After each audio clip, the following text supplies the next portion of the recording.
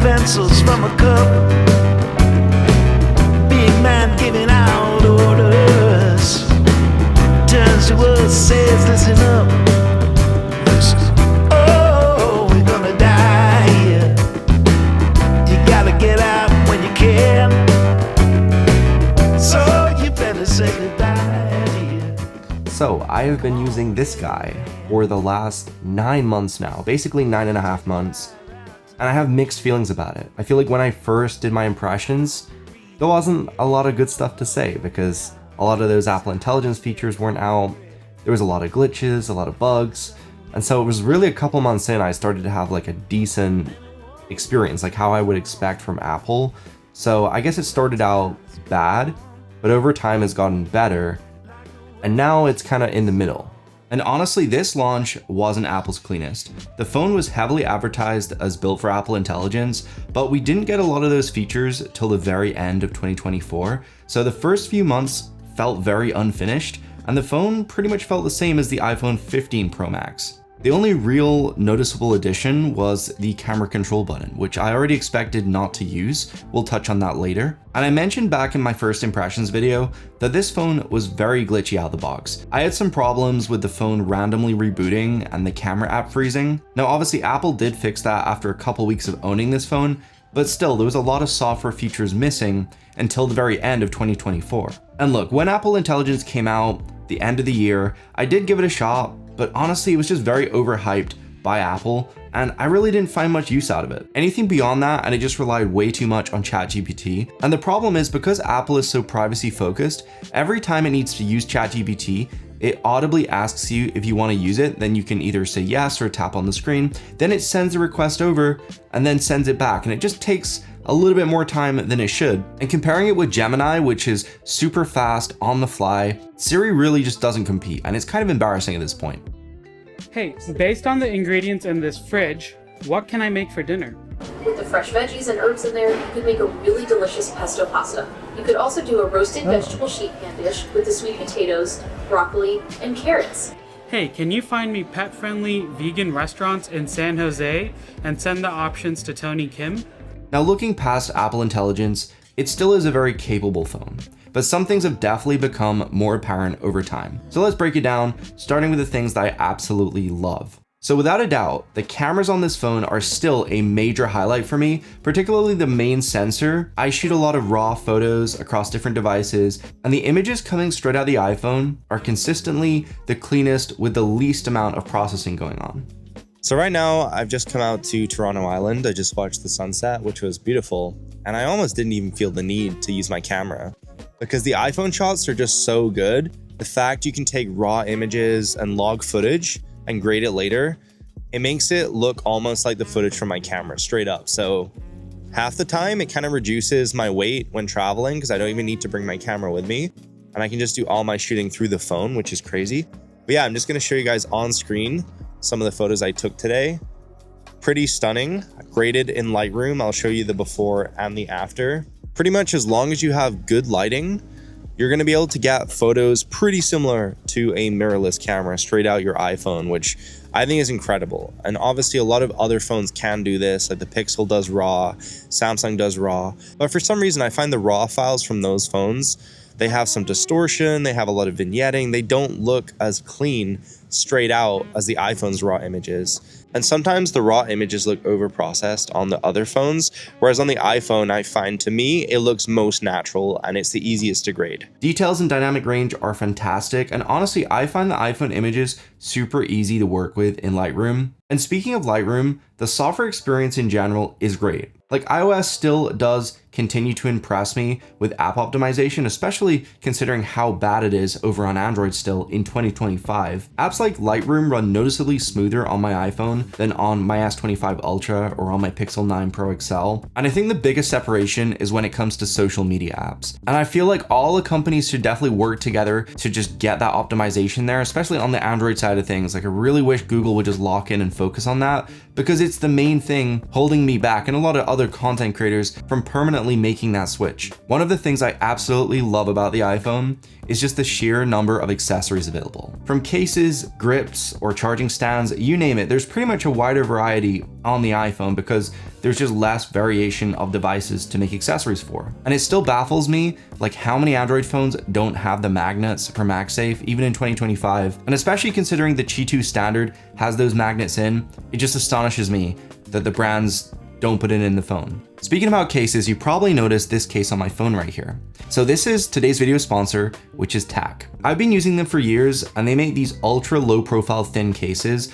This right here is the premium case. This price is in at $35. It's 1mm thick, it comes with MagSafe built in, and it only weighs in at 22 grams. So when you're holding and using the phone, it pretty much feels naked, and it also has these cutouts for the buttons on the side of the phone, so you can actually get that tactile feedback rather than just pressing pieces of plastic. They also make a standard case 4.0, which I've already shown off on the channel. That's even thinner at 0.7mm and comes in a few frosted colors. That one doesn't have MagSafe, so personally for me, I would go with the premium case.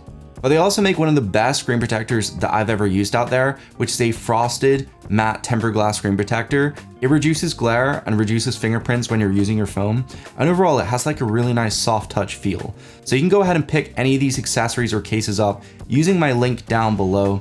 Thank you so much for TAC for sponsoring today's video. So one thing I was super unsure about when I first got this phone was the camera control button. Now, my main thoughts for that was, when you're holding it portrait, my thumb naturally sits pretty high. So in order to use that, I'm gonna have to then hold the phone really low down, which makes it really unstable. Or I could do it in landscape, but then the button I would expect to be here, but it's actually over here. So then it's also kind of awkward because you're reaching over. And like, I have fairly big hands. A lot of people don't, so it would even be more difficult for them. And honestly, I just still haven't adjusted to using it to its full potential. I basically use it as a glorified camera launch button. And then instinctively, I find myself just reaching for the on-screen controls rather than actually using any of the gestures. I guess old habits die hard, right? Okay, so like Josh also has the 16 Pro Max. Like what is your favorite thing about it? My favorite thing about the iPhone 16 Pro Max is this shutter button here. All the time. I use it all the time, but by accident, when I'm pulling it out of my pocket, I don't intend to use But it. I think my favorite feature from the phone is the new presets that they have. Oh, that is true actually.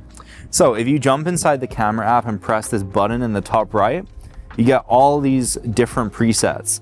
And the amazing thing is you can fine tune them, so you can tweak the saturation and the tone by moving around this thumb pad here. And then you can change the white balance by sliding this slider at the bottom. So you can sort of like perfect in camera the style you're going for, and then you don't have to worry about editing. Every single picture is gonna look exactly how you want it out of the camera. But performance-wise, everything's been super snappy on this phone. It hasn't slowed down since I've had it. From time to time, I do get like minor glitches like I mentioned, which is annoying, yes, but gaming, video editing, exporting bulk files in Lightroom, everything I've done has been an absolute breeze. And the chip powering it all is the A18 Pro, which is a 3nm chip, and it does seem to be very efficient, especially when doing demanding tasks. If you're looking purely at the numbers, you'll find the Snapdragon 8 Elite chip actually Geekbench is slightly higher than this, but in real world usage, I actually find the opposite. I'm pretty sure it's due to just app optimization, but using the iPhone just is way more snappy when it comes to exporting things. So let's talk about the display.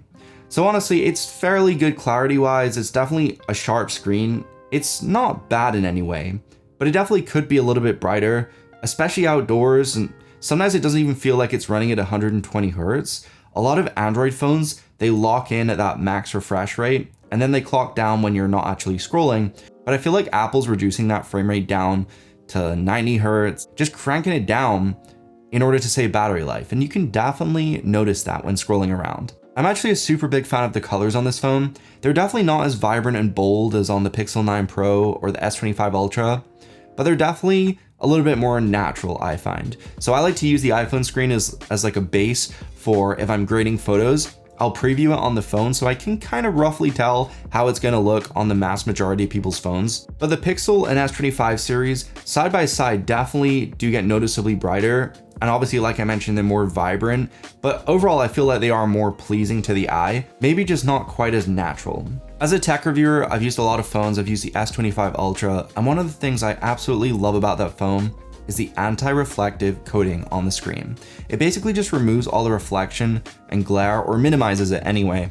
And when you're watching content, or even when I'm filming my phone screen, it doesn't have all that glare like I do on the iPhone. And that's why I like the Tack screen protector, because it adds that frosted matte finish, which does reduce the glare. Still not quite as nice and satisfying as the S25 Ultra display, but it definitely does a pretty good job. An issue I've been experiencing recently is the phone just getting really warm and actually overheating.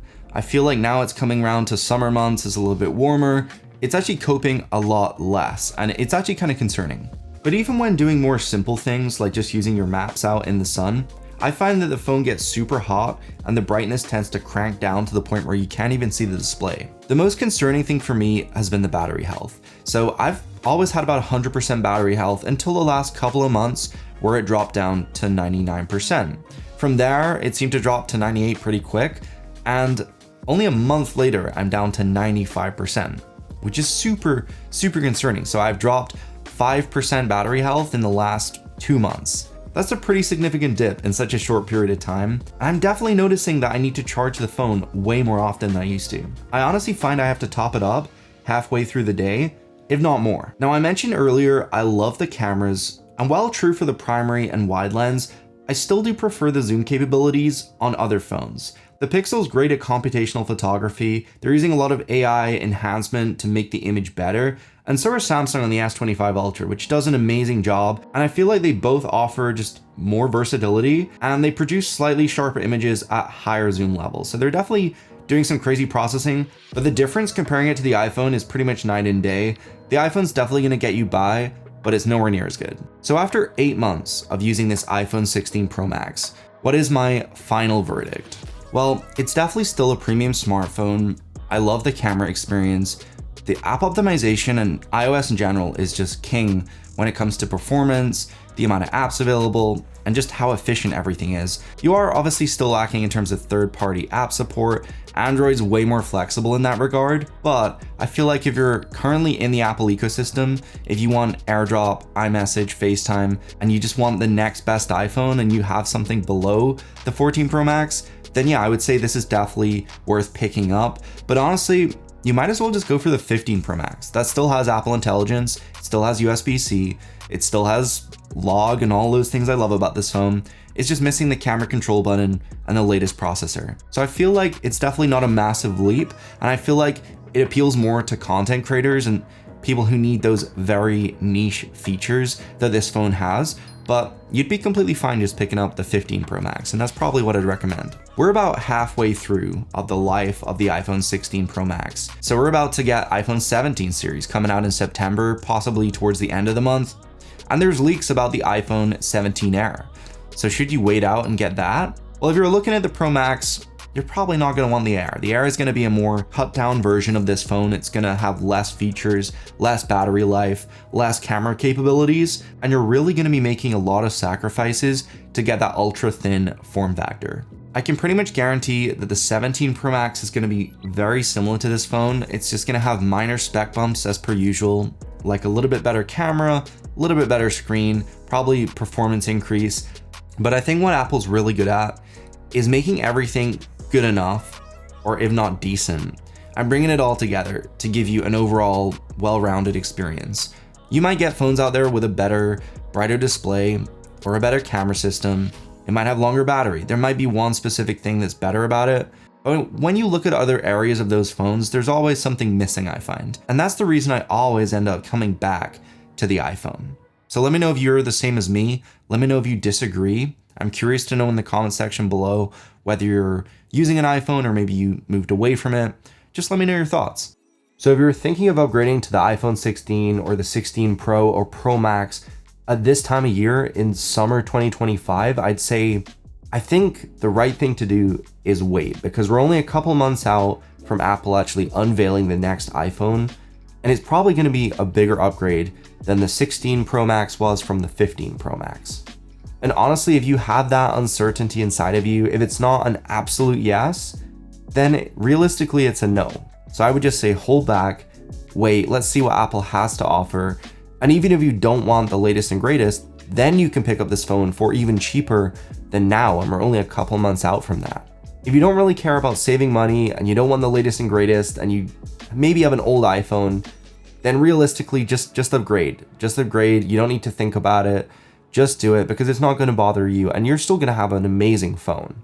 And something else to consider is when Apple brings out this next generation of phones, there might be problems, like the experience I had with this phone for 2 months, which was just straight up horrific. So hopefully it doesn't have that, but you never know. With new products, new launches, sometimes things do go wrong, and I guess this is going to be the safer option. So let me know what you guys are going to do. Super curious, but I will see you guys in the next one. Peace.